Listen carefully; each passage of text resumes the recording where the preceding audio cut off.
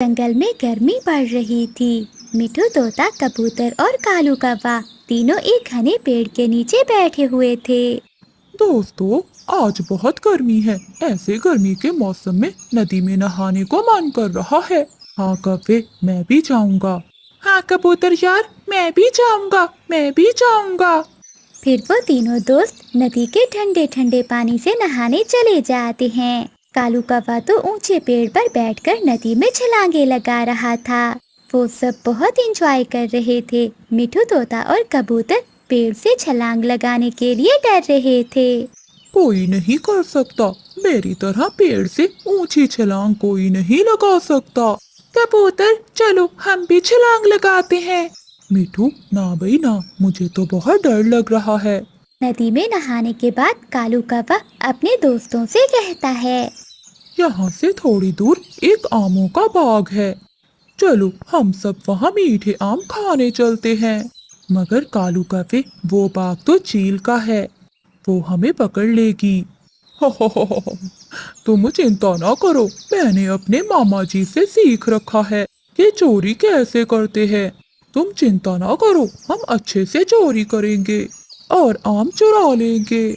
फिर कालू कौवा मिठू तोते और कबूतर को अपनी बातों में लगाकर चील के बागीचे में ले जाता है। सुनहरी चील एक बड़े आम के पेड़ के नीचे सो रही थी। तुम दोनों यहाँ बैठो, पहले मैं आम चुरा कर लाता हूँ, बाद में तुम दोनों भी आम चुरा लेना।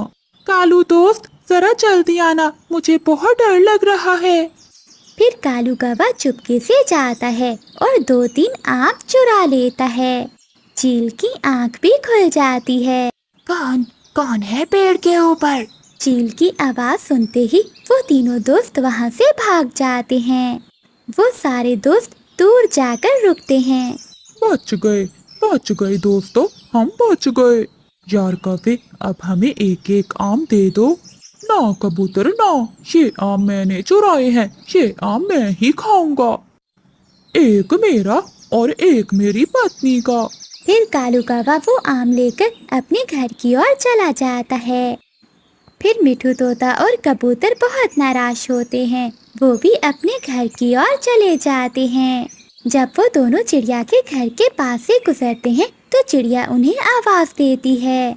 मिठू और कबूतर भैया, यहाँ आए, मेरी बात सुने। रानू चिड़िया की आवाज सुनकर मिठू तोता और कबूतर चिड़िया के घर जाते हैं। मिठू भैया और कबूतर भैया, ये लो, ये आम खा लो। परंतु चिड़िया बहन, ये आम कहाँ से आए? मिठू भैया, ये आम मुझे चील दी देकर गई हैं और उन्होंने ही कहा था कि ये आम मैं अपने दोस्तों को भी दे दूं। ये सुनकर मिठू तोता और कबूतर बहुत शर्मिंदा होते हैं। चिड़िया बहन, हमें माफ कर दो, हमसे आज बहुत बड़ी गलती हो गई। हम कव्वे की बातों में आकर चील के बाग से आम चोरी करने चले गए। मिठू और कबूतर, तुमने अच्छा नहीं किया। तुम तो जानते हो कि वो चील हमारे जंगल के पक्षियों की रक्षा करती है। अगर चील को पता चल जाता कि आप दोनों बाग की चोरी कर रहे हो तो हमारी कितनी बेइज्जती होती, और वो कभी फिर से हमारे जंगल के पक्षियों पर विश्वास नहीं करती। फिर मिठू तोता और कबूतर चिड़िया से वादा करते हैं कि वो दोबारा कभी चोरी नहीं करेंगे। उधर गोरिका भी चोरी का आम खाकर बहुत खुश थी। कालू जी, मुझे अब कोई चिंता नहीं है, तुम तो बहुत अच्छे चोर बन गए हो। कालू जी, अब तो हम दो दो चोरियां करेंगे, एक तुम और एक मैं। कोरी, मिठू और कबूतर भी मेरे साथ थे, मगर वो डर कर भाग गए। लेकिन मैंने फिर भी चोरी की और कामयाब हो गया। कालू जी, ये आम बहुत स्वादिष्ट हैं, कल फिर से जाकर आम चुरा कर लाना। मैं कुछ आम अपनी माँ को भी दे आऊंगी, मेरी माँ को आम बहुत पसंद है। अपनी चोरी की तारीफें सुनकर कालू कौवा बहुत खुश होता है और अगली सुबह वो फिर से चोरी करने के लिए निकल जाता है।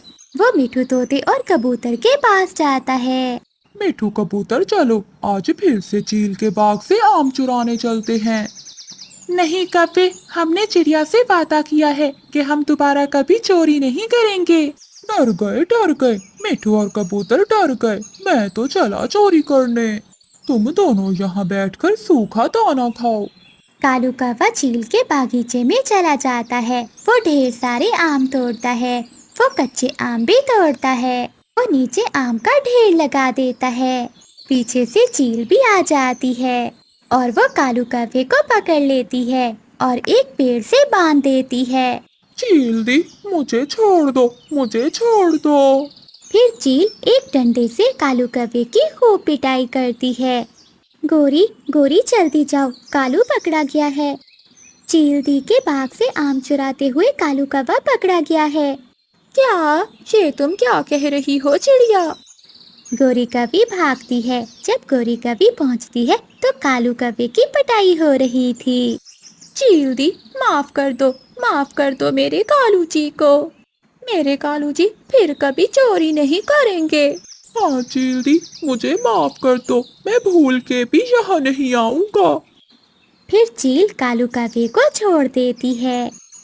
तुम दोनों सुन लो, अगर मुझे दोबारा यहाँ दिखाई दिए तो मैं तुम दोनों को जान से मार दूंगी। फिर गोरी कौवी कालू कौवे को लेकर वहाँ से उड़ जाती है। गर्मी के मौसम में मिठू तोते की कुल्फी की दुकान बहुत अच्छे से चलती थी। सच्ची बात है मिठू भैया, आपकी कुल्फी खाकर ऐसी गर्मी में मन को बहुत सुकून मिलता है। चिड़िया बहन, मैं खालिश दूध और खोए से बनाता हूँ ये कुल्फी, इसलिए मेरी कुल्फी में स्वाद है। कालू जी, मेरा आज ठंडी कुल्फी खाने को बहुत मन कर रहा है, प्लीज मुझे 10 रुपए दे दो। हो। गोरी, अगर मेरे पास 10 रुपए होते तो मैं खुद कुल्फी ना खा लेता। जाओ, आज फिर से मिठू से कोई बहाना बनाकर मुफ्त में कुल्फी खा लो। करती हूँ कोई जुगाड़, मगर अब कोई भी पक्षी मेरा विश्वास नहीं करता। फिर गोरी कौवी अपने घर से निकलती है और वो मिठू की दुकान पर जाती है। मिठू, तुम्हारे घर के बाहर तुम्हारी बहन बैठी हुई है, दरवाजा बंद है, वो बेचारी धूप में जल रही है। हाय, मैं मर गया, मेरी बहन मुझसे मिलने आई है और मैं यहाँ बैठा हुआ हूँ। गौरी, तुम थोड़ी देर यहाँ बैठो, मैं अभी अपनी बहन को घर में बिठा कर आता हूँ। मिठू तोता गोरी कौवी की झूठी बात को सच मानकर अपने घर की ओर चला जाता है। मौका अच्छा है, खा ले गोरी, आज जी भरकर कुल्फी खा ले। फिर गोरी कौवी मिठू तोते की कुल्फियाँ खाने लगती है। यहाँ तो कोई भी नहीं है, उस काली कवि ने जरूर मुझसे मजाक किया होगा। मिठू तोता गुस्से में वापस जाता है। गोरी कौवी अपने ध्यान बैठी कुल्फी खा रही थी कि पीछे से मिठू तोता गोरी कौवी के एक लगाता है। चोरनी कहीं की, चल भाग यहाँ से। गोरी कौवी पीछे मुड़कर देखती है और वहाँ से भाग जाती है। गोरी गोरी, तुम्हारी पीठ क्यों लाल है, क्या किसी ने मारा है? कालू जी, बहुत जोर से मारा है उस मोटी चोंच वाले ने मुझे। उस मोटी चोंच वाले की इतनी हिम्मत कि मेरी पत्नी को मारे। दूसरे दिन मिठू तोता सभी पक्षियों को अपने घर में दावत पर बुलाता है, लेकिन कौवा और कवि को नहीं बुलाता। सभी पक्षी मिठू के घर में बैठे स्वादिष्ट स्वादिष्ट भोजन खा रहे थे। कालू कौवा और गोरी कौवी खिड़की में बैठे उन सभी को देख रहे थे। मिठू भैया, वो कौवे खिड़की में बैठे हुए हैं, उन्हें भी